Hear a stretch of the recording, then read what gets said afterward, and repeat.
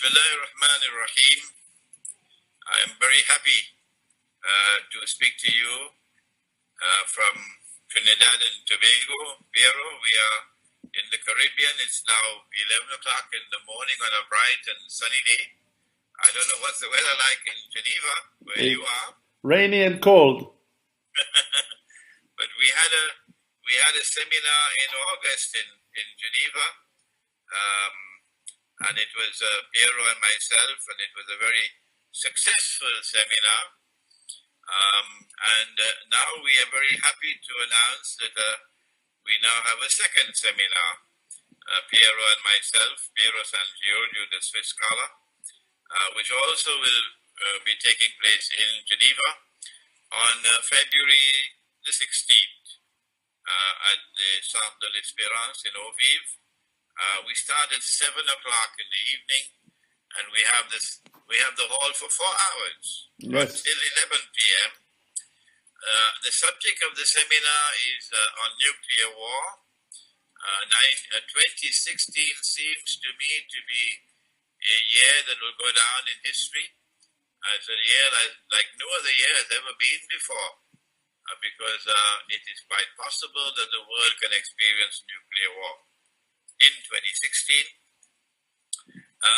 So what I will do, Imran, Hosein, will be to introduce the subject of nuclear war from the perspective of Islamic eschatology, an Islamic explanation of nuclear war, how it's likely to take place, and who are the different actors involved, and how do we respond from an eschatological perspective to nuclear war, and even more importantly, in analyzing nuclear war, why is nuclear war going to take place? Who wants a nuclear war to take place?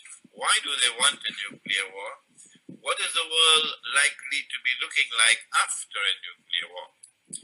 And then, from the perspective of Islamic eschatology, we have the very, very, very important prophecy of our Prophet Muhammad, Allah's blessing be upon him, that the next most important event to take place after the nuclear war, or after what he called the Malhama, and the Christian world calls Armageddon, would be the conquest of Constantinople. We have a lot to say on that subject of the conquest of Constantinople, and Orthodox Christians are going to be very happy to hear what we have to say on that subject, none happier than those in Russia. So today we make this announcement. We're very happy to announce that this seminar has been organized for Geneva, my old city where I used to be a student, a doctoral student in the 1970s, on February the 16th at 7 p.m. at the Centre de l'Espérance in Eau Vive in Geneva. And there will soon be an email address for registration. The hall can take, I believe, only 300. So when we reach 300, we're going to have to stop registration. So the sooner you register, the more certain you are to be able to attend. There will be a small registration fee, not much, which will also be announced when we put the information, inshallah, on the flyer. We put the flyer on the website, and we put the flyer on YouTube as well. So over to you, Piero. Well, thank you, Imran. And it will be once again my pleasure and my privilege to host you in Geneva, to welcome you in our little city.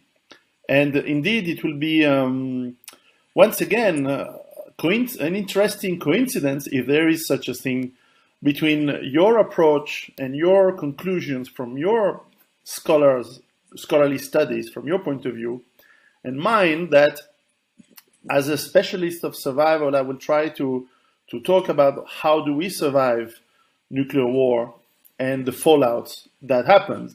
And incidentally, and again, it may be or may not be a coincidence, but certainly I am finishing, as we speak right now, the final words of my new book, which is going to be about how do we survive nuclear, bacteriological, and chemical war.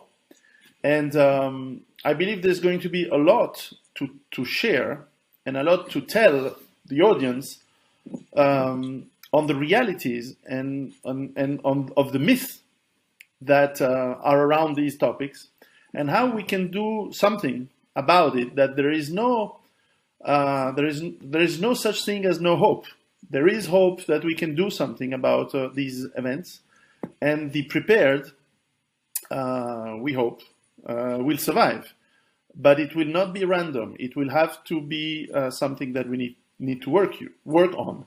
And this is the topic that I will be very delighted to present and to talk with you and compare once again your point of view coming from Islamic eschatology and my point of view coming from simple, basic facts of what is measurable in the real, concrete world. And I believe this has tremendous value to see these things together. Piero, can you now speak in French for the benefit of all our people out there in France and Belgium? Of course. Happy, and let them know that there will be translation in French.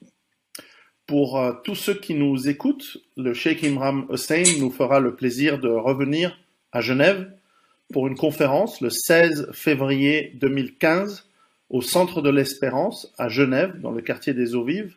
Cette conférence aura lieu à partir de 19h précise, donc soyez à l'heure.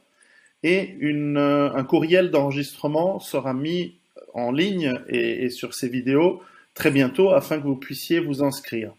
La bonne nouvelle, c'est que l'inscription sera beaucoup moins chère que la dernière fois. Nous avons fait beaucoup d'efforts pour trouver un arrangement et des salles qui nous permettent d'avoir un tarif bien moins cher. Ce sera, je crois, 5 francs l'entrée.